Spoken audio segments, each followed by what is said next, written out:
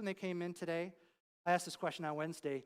The beautiful new siding that's above the entryway when you came in. You guys notice that? If you didn't, notice it on your way out. It looks fantastic. There's a lot of things as part of Vision 25 project that we have in the book, and a lot of those things are just organically getting done. But I want you to know we're going to be adding some more things to that book. We're hopefully going to be building a new stage. We're hopefully going to be building a new baptismal that I don't have to get in. Excited for that one, okay? And a couple other projects as well that are not in the book. So I say that just so that you don't look in the book and think everything's done. Everything is not done, all right? We have several things that we're going to be trying to recruit your help to do. We're going to be working on the men's room pretty soon. I think that's probably, I would imagine, the next thing up on the agenda. I hope. Good grief, I hope. I just hate going in there.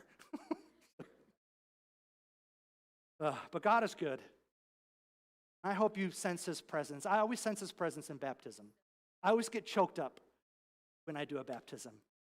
So June, congratulations. So excited for you. Hey, and you got your new shirt on. Look at that. Yeah. Well, today we're going to continue, if I'm able, to study the book of Ruth. We're in chapter 2 today. Let me just give you a quick recap in case you weren't here last week. And I'll do this very quickly. The book is called Ruth because it's named for a lady named, guess what? Ruth. Ruth is the main subject of the story, but she's not the author of the book of Ruth. The author of the book is not identified anywhere. There is a predominant opinion among Jewish people, at least among Jewish scholars and writers, that it was probably Samuel that was the author, although nobody really knows, okay? But it was likely written at the time of Samuel in the earliest events of the book of Judges, right? So kind of time-wise, you can sandwich it between the events of Joshua and Judges, somewhere in there. So the events of the book center around the life of a Gentile named Ruth. She was not a Jew. She's from a pagan land called Moab, which was located in what is now southern Jordan. And she lived with her mother-in-law. Her name was Naomi. She was a Jewish woman. She was from Bethlehem. And Ruth married Naomi's son. But in the course of time, both Ruth and Naomi's husbands and Naomi's other son all die. And so along with Ruth's sister-in-law, Orpah, the three women are left destitute. They have nobody now to protect them. They have nobody to provide for them, to watch over them, to care for them. So Naomi decides that it's time to return to Bethlehem to live among her own people, hoping that she would get some help there. And she encourages Ruth, just stay in Moab with your family, right? Because you're not from Bethlehem, you won't know anybody there, it's far away. Just stay here in Moab with your family. Hopefully they will accept you back and take care of you. But the Bible says Ruth clung to Naomi. In other words, she wasn't going to accept that. She decided she wanted to stay with Naomi and go back with her to her people in Bethlehem no matter what happens. And so this is where last week we read this really beautiful promise that Ruth made to Naomi in that moment, where she says, "For where you go, I will go. And where you lodge, I will lodge." In other words, where you live, I'll live. "Your people shall be my people, and your God, my God." So now here in chapter 2, we're going to be introduced to a man named Boaz. And Boaz is a relative of Naomi's on the side of her deceased husband. Boaz's mother is Rahab. And yes, that's the same Rahab that we read about in Joshua chapter 2 that hid the spies that Joshua sent in to spy out Jericho. So Rahab was a Gentile. She was not a Jew. But she was married to an Israelite, from where we end up getting Boaz. And so that's kind of the basics this morning of where we leave off from last week. So let's pray and let's open up chapter 2 together. Father, this morning as we open your word, like I always pray, I pray that you would open our hearts to whatever it is you have for us. Father, if there's somebody here today that needs to be encouraged, that you are always with us, and that you always are ready and willing to forgive us and receive us into your kingdom. And Father, I pray that you would make that abundantly clear to them today. That you would help me in the preaching of your word to do it right, represent you rightly, speak truth with integrity, asking Jesus. So Ruth chapter 2 starts off this way. "Now Naomi had a relative of her husband's, a worthy man of the clan of Elimelech, whose name was Boaz.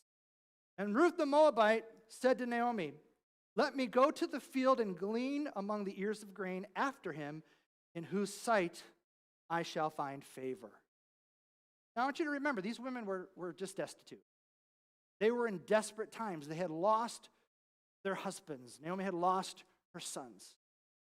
Yet Ruth, we see here in this opening 2 verses, seemed to feel pretty confident that she'd find favor, because there's a reason for that, and I want to share that with you in case you have never read this before, that in the Mosaic Law, there was a provision to care for the poor, especially widows. And we find this in Leviticus chapter 19, and I want to read it for you just to give you a little backstory here. Leviticus chapter 19, verse 9, it says, "When you reap the harvest of your land, you shall not reap your field right up to its edge." In other words, leave a little.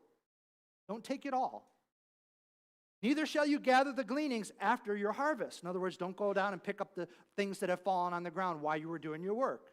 "And you shall not strip your vineyard bare, neither shall you gather the fallen grapes of your vineyard. You shall leave them for the poor or the sojourner. I am the Lord your God." So isn't it wonderful that in the grace of God, he makes provision for those who are in need and those who are in desperate circumstances? But I want you to see something. This isn't welfare. That's not what this is. This isn't Social Security or anything like that. This is God's provision for the poor. But notice, the poor would have to work for it. Right? And I think it's an interesting tidbit. But the more important detail here is that this is going to be the beginning today of a love story. That's my wife's favorite kind of movie, favorite kind of TV show. My son and I go, we walk in, we see what she's watching, we go, it's about relationship. And then we go back to Star Trek. It's just one of those things that happens in our home. But this is the beginning of a love story, and that's what we're going to read here in chapter 2, a beautiful love story. Ruth came to this field to participate in what was known as the gleaning for the poor. But it's important to note that Ruth is not a gold digger, right? She's not out looking for a rich guy to take care of her. It was her right. It was her privilege to be in this field gleaning.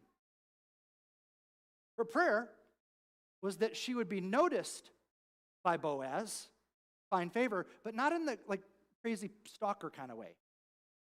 That's not what this was. She had an optimism that perhaps God would cause her to be noticed by Boaz, but not because of her sex appeal or anything like that, because she was working in the fields.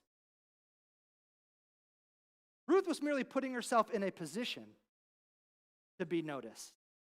But she was trusting that if this is a God thing, that God would then cause something pure and organic to happen. She wasn't out trying to get Boaz. Does that make sense? But you understand her motivation here, because that's the really big difference between the way many people approach getting noticed today, the way Ruth did it. So today, it's all about what? It's all about the look. There are literally thousands and thousands of hours on YouTube Shorts and Instagram Reels of women just putting on their makeup. Hour-long videos, 2-hour-long videos. It's all about the Instagram and TikTok persona these days, right? Which, quite frankly, is about as fantasy as you can possibly get. If you haven't found a spouse yet, believe me when I tell you, if you're looking on TikTok, if you're looking on YouTube to get some idea of what you're going to want in the future, you're looking in the wrong place. None of what you see, when you see that, perfect guy or that perfect gal on these platforms is real. None of it. It's all a well-curated, well-planned, and well-prepared fake facade. It's why they don't show you what they look like when they first wake up in the morning. It's just what they want you to see. But you rarely, if ever, are seeing the real person. Today's dating scene, I don't know, it must be really scary, in my opinion, because there's no guarantee that even in person, you're going to get what you see. And that has become more and more true on so many levels. We live in a time right now where people aren't initially attracted to a person. Hear me, they're attracted to an image. That's what they're attracted to. And that image may or may not prove to be accurate. I mean, heck, these days, you got to worry if the person is actually really going to be male or female. You don't want to find that out later. I mean, all I know is that there is no way I would want to be in the dating scene today. So, honey, you are stuck with me. Anyway, so in Ruth's case, she didn't put on her tightest jeans. She didn't make up her hair and face for 2 hours before going out into the field to present a certain image. She put on her work clothes and went out and got dusty and sweaty behind all the other workers. I mean, you got to remember, this is Israel. It's hot and it's dirty work to glean by hand in the fields. So you can forget your French manicure, right? Ladies, your Lee press-ons are going to pop off doing that kind of work. I know everybody under 40 is like, what's a Lee press-on? Don't worry about it. Some of you remember those commercials, don't you? I see some head shaking. So you can imagine that while Ruth was hoping to find favor from Boaz, she had no illusions that Boaz was going to look at her and be like,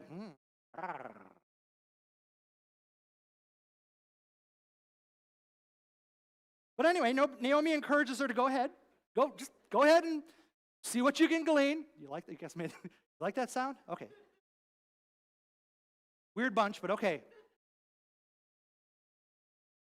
Naomi's first priority, get us some food. Look at Ruth chapter 2, verse 2 now. And she said to her, go, my daughter, verse 3. So she set out and went and gleaned in the field after the reapers, and she happened to come to the part of the field belonging to Boaz, who was of the clan of Elimelech. And behold, Boaz came from Bethlehem, and he said to the reapers, the Lord be with you. And they answered, the Lord bless you. Then Boaz said to this young man, or his young man rather, who was in charge of the reapers, whose young woman is this? But not because he was thinking. I just wanted to see if you'd laugh a second time. Verse 6. And the servant who was in charge of the reapers answered, she is the young Moabite woman who came back with Naomi from the country of Moab. She said, please let me glean and gather among the sheaves after the reapers. So she came, and she has continued from early morning until now, except for a short rest. Again, this wasn't a young lady who's all duded up and ready to go out to the club, find a dude, right? It's not what she's doing. This is a woman who had worked and sweated and was digging in the dirt all day with barely a moment's rest. But Boaz notices her. And what we learn throughout this story is that what Boaz notices about Ruth is not her physical beauty at first, but her work ethic, her devotion to his relative Naomi. That's what really impresses her, and her inner beauty as he gets to know her. And we know this because in the next chapter, which we're going to read next week, Boaz says to Ruth that the whole town knows. He's affirming that she's a virtuous, or some translations say worthy woman. That's what he's impressed by. Now, a few minutes ago, I mentioned that in our time, current generations who have yet to fully come to appreciate the more important things in life that become like more apparent with age and experience tend to produce an image that they think will attract somebody's attention. But how many of you will agree that the older we get, the more we mature as people, though physical attraction never becomes wholly unimportant, what starts to matter more than all of that is the character of a potential spouse. That's what matters more than anything, right? Things like whether or not they're going to make a good mother or a good father, or if they'll be a responsible provider, or if they'll be capable of living a biblical, God-honoring marriage, or if they're just mature, or if they're on the same page as each other spiritually, whether or not they'll ever cheat on one another. I mean, these things become far more important than how one looks in tight jeans, because these are the things that are going to matter way into the future and play the biggest role in your long-term happiness in your relationship, far beyond the time when, let's just say, gravity takes over. Now, I need to point out something else important about Boaz here, other than that's what he sees when he looks at Ruth. He's a bit older than Ruth. Not in a pervy kind of way, but he's a bit older than she is. And he refers to her in a very unusual term. He refers to her several times in the book of Ruth as daughter. And though he's not an old man by any means, that'd be creepy and weird, he's been around long enough to become a successful person. And appears to be far more interested in the things that a mature adult looks for in a spouse than maybe what a young man of his day would. In fact, we will read again in the next chapter that Boaz compliments Ruth and praises her for not running after all the younger men in town. Not that kind of girl. Right? So Boaz is clearly a man of maturity here, who's far more interested in a virtuous woman than just an attractive one. But I think he actually ends up with both when it comes to Ruth. Just like I got blessed with my beautiful wife. Everybody was supposed to say, aw. Maybe I need to go, arr. They seem to like that, honey. It's really weird. Anyway, Ruth is in the fields, and she's gleaning after the other harvesters, and Boaz asks his guys, like, who's this girl out in the field? And remember, Naomi's like probably the talk of the town at this point. I mean, so the reaper tells Boaz that this is the girl who came to Bethlehem with Naomi from Moab, and that she asked to glean after the harvesters. So Boaz then approaches Ruth in a very kind way in verse 8. It says, then Boaz said to Ruth, now listen, my daughter, do not go to glean in another field or leave this one, but keep close to my young woman. Let me say one more thing about the way he calls her daughter. If you want to look at a woman like a child of God, look upon her though she. And you will never look upon her in the wrong way. That make sense? Because that's what she is. I think men today need to get better at seeing women as daughters of God rather than objects for objectification. Verse 9. Boaz says, let your eyes be on the field that they are reaping and go after them. Have I not charged the young men not to touch you? When you're thirsty, go to the vessels and drink what the young men have drawn. Right? So Boaz sees what she's dealing with. She sees her plight. He knows about Naomi. He's watching her hard work. He sees her sincerity. And what does he do? He grants her more than the privilege of just gleaning in the fields. He allows Ruth to reap alongside the other young women in his employ. In other words, he's not getting the scraps anymore.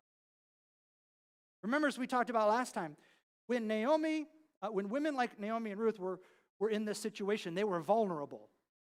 And they were in constant danger of being harmed or being taken advantage of, right? So Boaz acts to not only provide for them, but he's also protecting them from harm by giving them safe haven in the fields, where he instructed his young men working there that they had better keep their hands off of this, or they would lose their place in his business.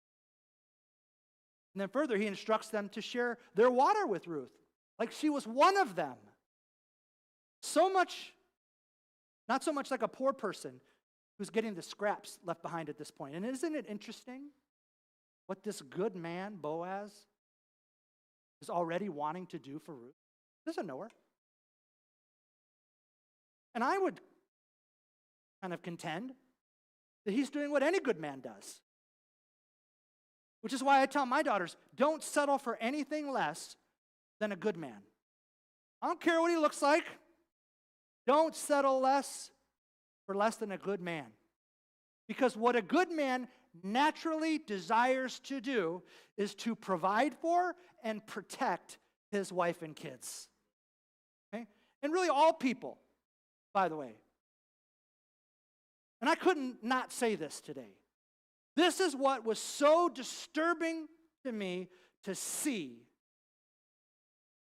when Irina Zarutska got stabbed to death on a train last week, while several grown men, but terribly weak men, stood by and did absolutely nothing to save her.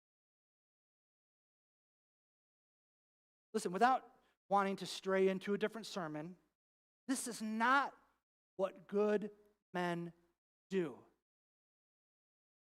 Here in our story, Boaz is a good man. I tell my son, you want to know what a good man looks like? Read the book of Ruth. He's a wonderful picture of godliness and true biblical manhood. He's compassionate and he's caring and kind, but on the other side of the coin, he's a protector. He is a provider. So he is both a lamb with his family and a lion for them. Most importantly, we read that he's virtuous. He's a good man.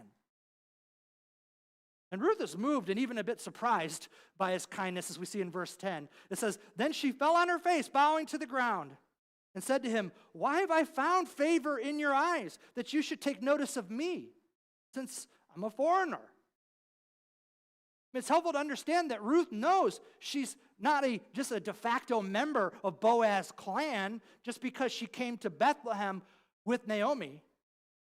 So her reaction here shows that the most she was probably hoping for was that she went looking for kindness from Naomi's clan and be allowed to share in the gleaning for the poor. But she knows that she's an outsider. She's not an Israelite. She's not a Jew. She is a Moabite. That's not good to the Jews of that day.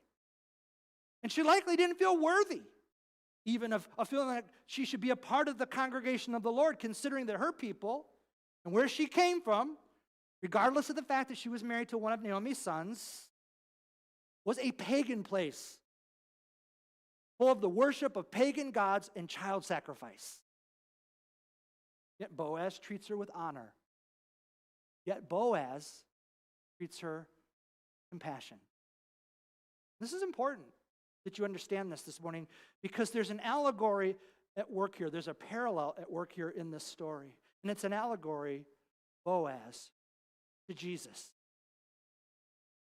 See if this doesn't make sense. Boaz is welcoming somebody who is not an Israelite, but treating her like she's a part of the family. In a sense, Boaz is grafting Ruth into the privileges that are reserved for his people. You see the parallel?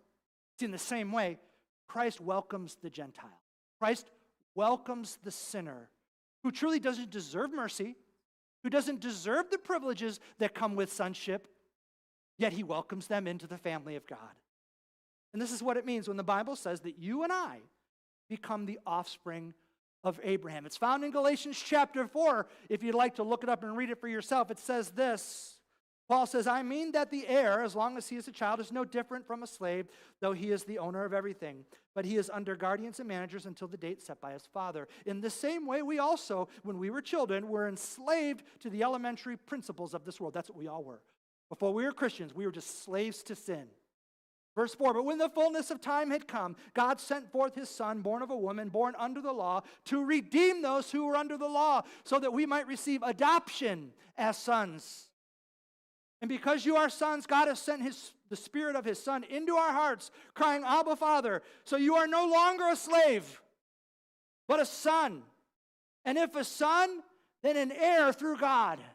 And John tells us in his gospel in chapter 1, verse 12, "But to all who did receive him, who believed in his name, he gave the right to become children of God."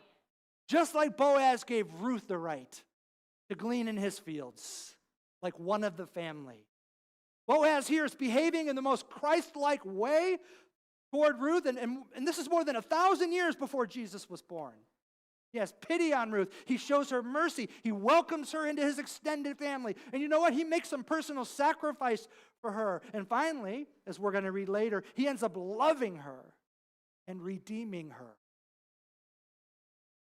Look at verse 11. "But Boaz answered her, 'All that you have done for your mother-in-law since the death of your husband has been fully told to me.'" He's impressed, not by her look, but by her character. "And how you left your father and mother and your native land and came to a people that you did not know before." Coming to a people she didn't know before is a big deal. As I mentioned last week, I think a lot of people feel this way when they visit a church for the first time. They don't know anybody. Maybe just the person who invited them. But they're considering the possibility when they come that maybe these people might end up being their people. Maybe they'll fit in. Maybe they'll be accepted. They don't know. It's a risk. But when they come in the doors for the first time, they are coming to be among a people that they do not know. And honestly, a people that they might even think are a little weird at first.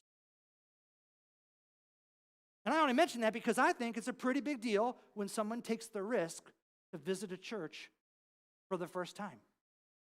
Right? It's not as easy as some of you might think. It's easy for you because you grew up with half this church. You know what I mean? I'm still figuring it out. This guy's in-laws with that person, and this family's bigger. Somebody coming in this door for the first time, doesn't know anybody, just checking the church out, not as easy as maybe it was for us. So we ought to welcome the visitor, not as a, by the way, potential tither. Got no amens. I thought for sure you guys would be like, that's right. Say that, Pastor. That's good. I told you I'm a words of affirmation guy. Okay? Well, we ought to welcome the visitor. Not as a potential volunteer, not as even as a potential congregant, but as a potential family member whom God may desire to graft into this local body. That's how we should look at them. And I'll say this. When a church closed off to that, in other words, when they're cliquey or they're unwelcoming, gossip, visitors feel it almost immediately. Trust me, they notice quickly that there's probably no place for them. Not saying here. Speaking in generalities. To merely encourage you that we need to be warm, welcoming, and open to new relationships and to ministering to them out of a generous and genuine spirit so that they can understand and see that they matter. That should be our goal. Anyway, back to the story of Ruth. Boaz tells Ruth, I see all that you've done for my family member, and I'm touched that you'd leave behind your own people to come and be with her. He's heard the whole story, and he's moved by it, and he's impressed by three things with Ruth. Number one, he's impressed by her virtue. Right? She's not doing what she's doing for herself. She's doing it for Naomi. She could just go back to Moab. But she's not. She's doing this for Naomi. She loves Naomi. She's selfless in what she's doing, and she's willing to suffer working in mud and in dirt on her hands and knees in the fields to help her mother-in-law out if that's what's required.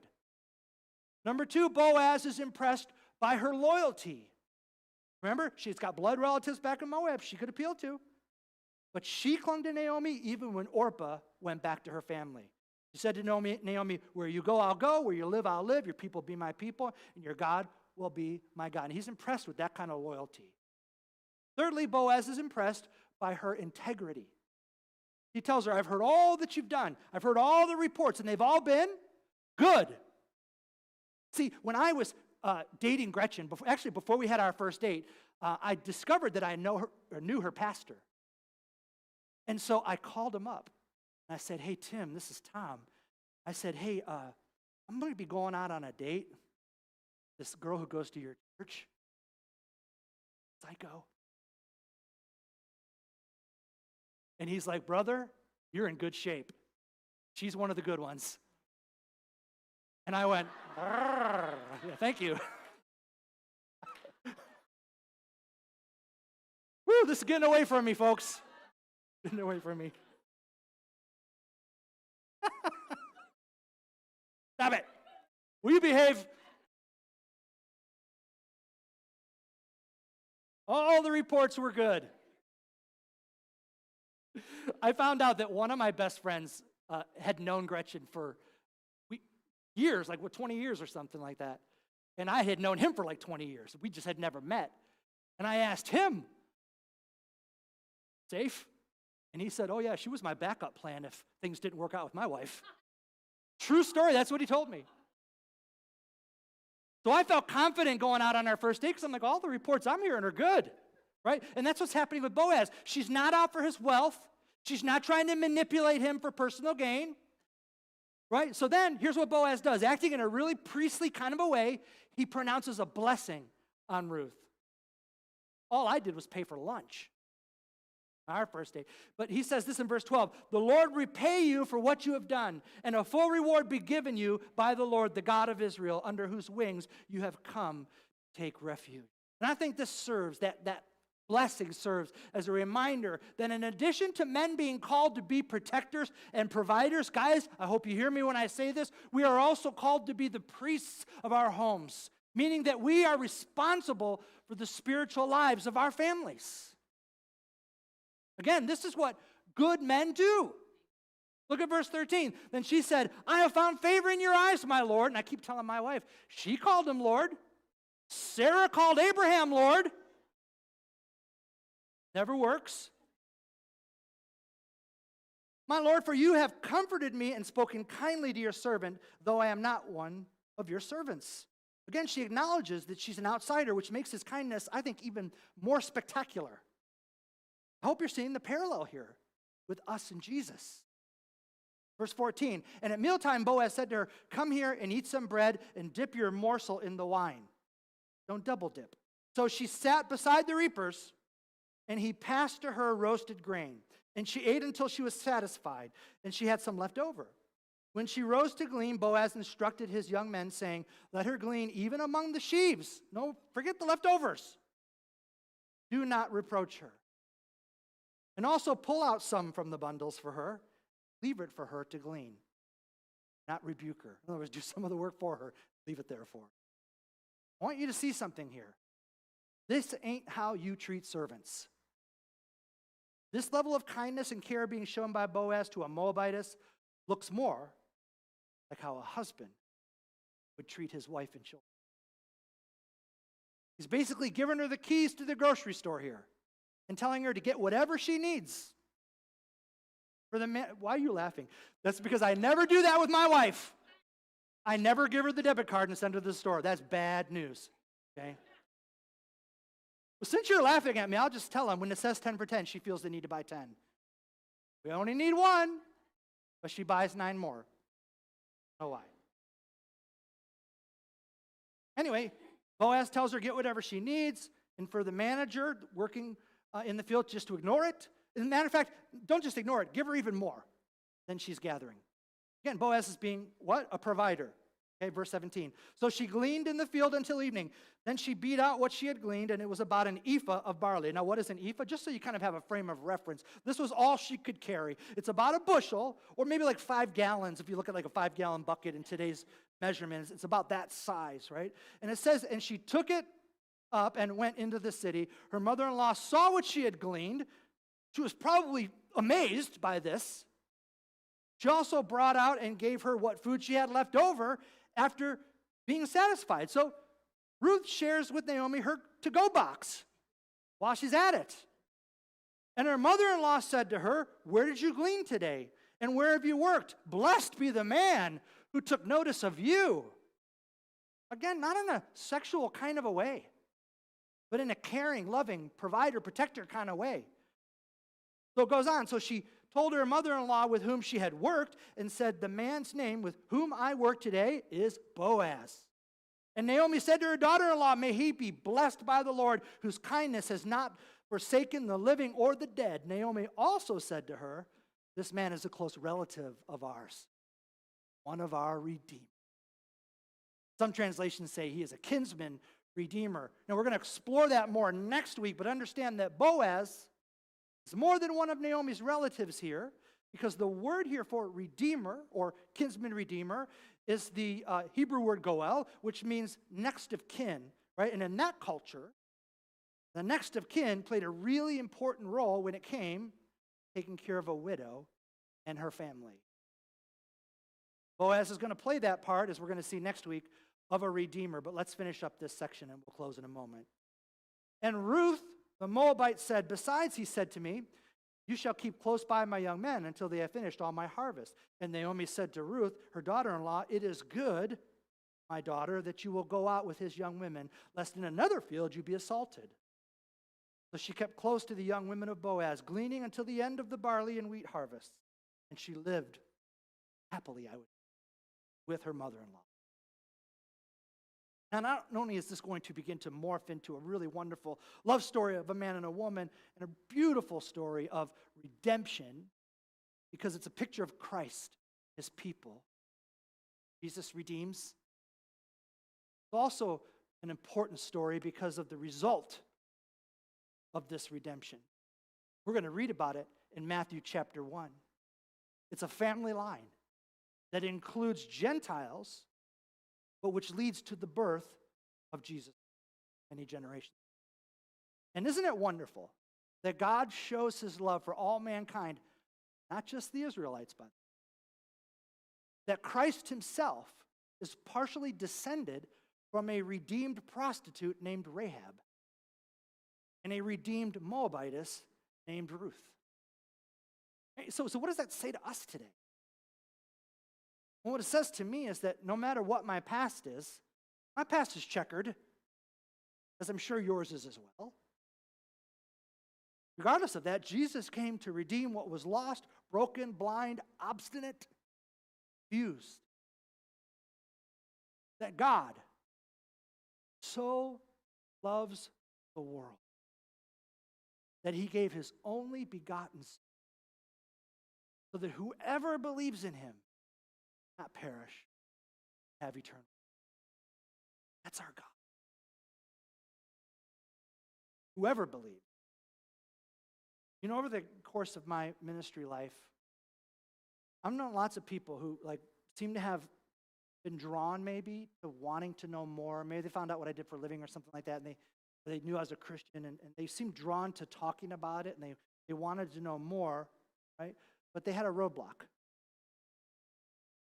I've seen this so many times. Roadblock of feeling unworthy.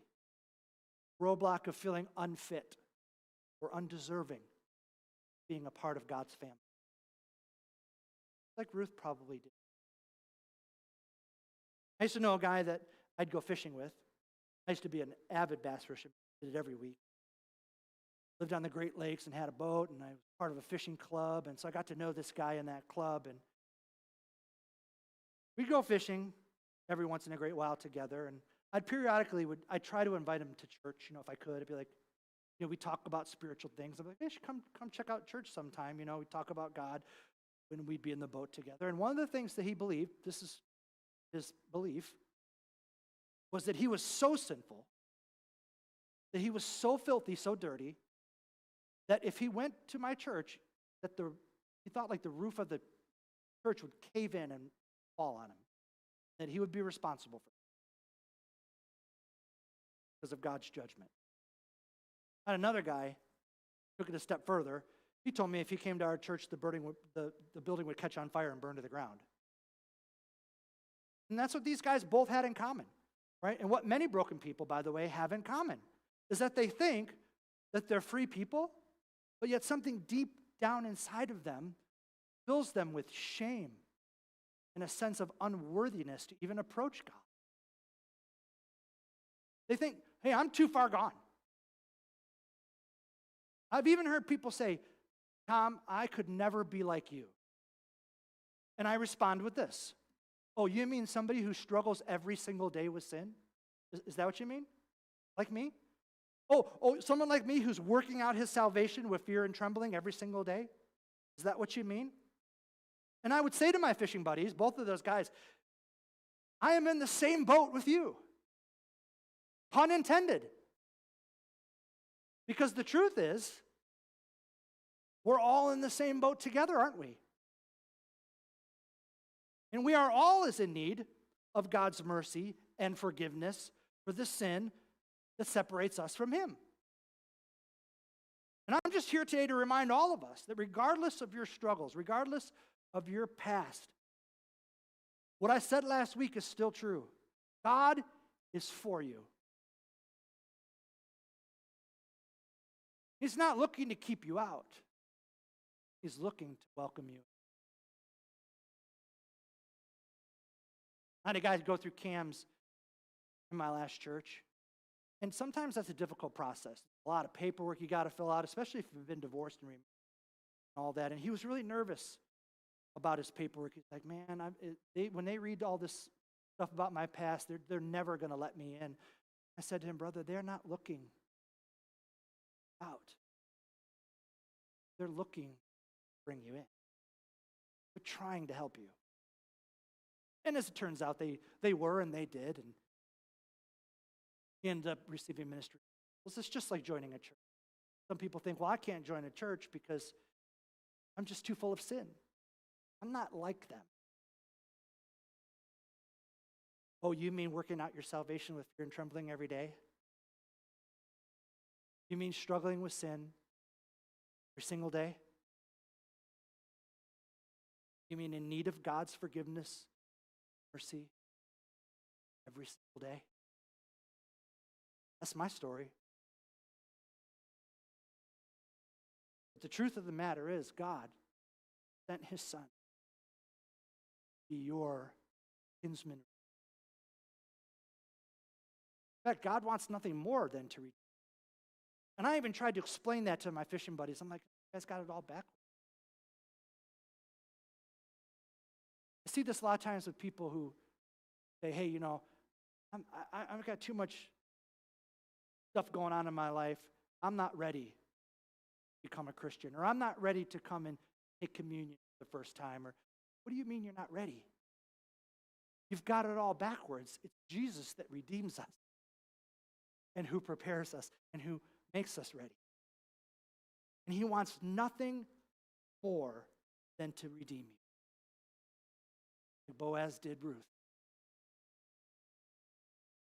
To heal you from your shame and your guilt. Give you hope.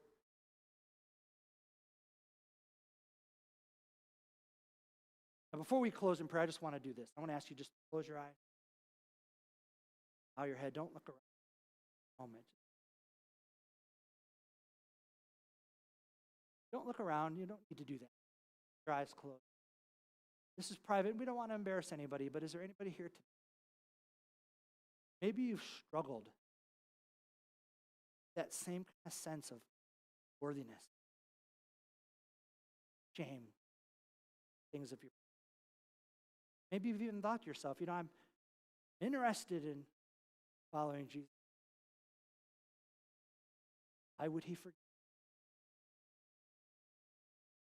So unworthy. Had that roadblock in your life that made you just ready to sin.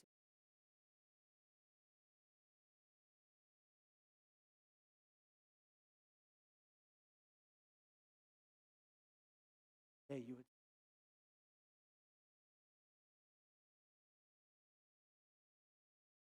He wants nothing more.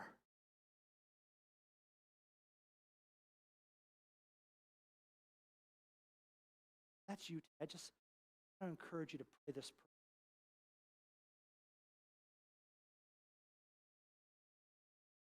It's a way for you to say yes. When you get done with this prayer and you say, will be of the family of God. We hope eventually.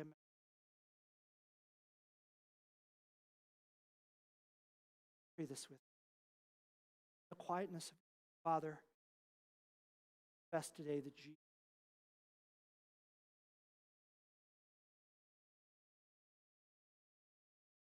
believe in him. Raised from. Also recognize today that I'm in need of forgiveness. I believe you will forgive me in this. And I turn from my. Ask you to forgive me.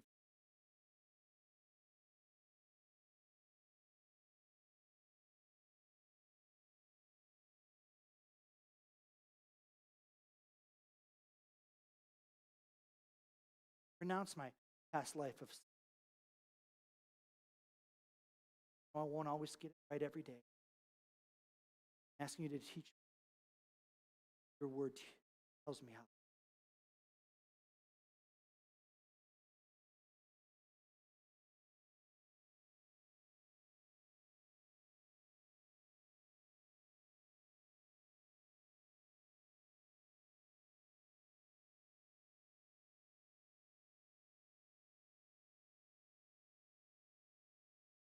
Lord, help me to live my life.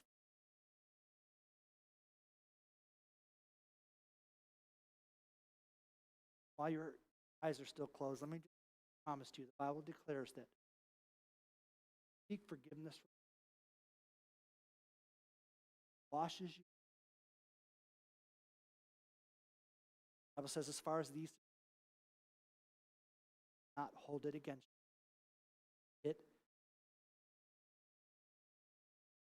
So when you hear the enemy into your life, guilt, worthiness, tells you you're not good enough, you can confidently say back, I have been